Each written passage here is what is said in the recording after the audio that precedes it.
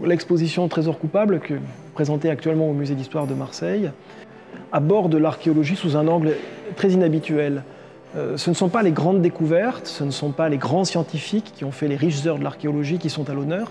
Non, ce sont les pilleurs et les activités illicites auxquelles ils se livrent partout en France et dans le monde, dans des pays en guerre, mais aussi dans des pays en paix. Les enquêteurs placent le trafic des biens archéologiques en 3e place dans le monde, après le trafic des armes et le trafic des stupéfiants. C'est dire qu'il y a un véritable enjeu à ce que les musées s'interrogent sur cet aspect-là du patrimoine. C'est un véritable sujet de société qui est très préoccupant. C'est une privation de rédaction de notre histoire lorsque des archéologues arrivent sur des sites pillés et ne sont plus en capacité de l'aborder scientifiquement.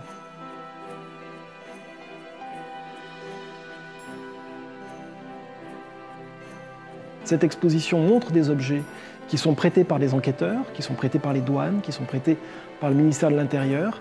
Ce sont des objets qui n'ont pour ainsi dire jamais été montrés au public. Et ces objets sont prétexte à expliquer la démarche de ces pilleurs et en quoi cette démarche est une démarche illicite qui nous amène bien loin de l'image idéale que l'on a tous en tête avec Indiana Jones ou les guérisseurs de Tintin et de ses aventures.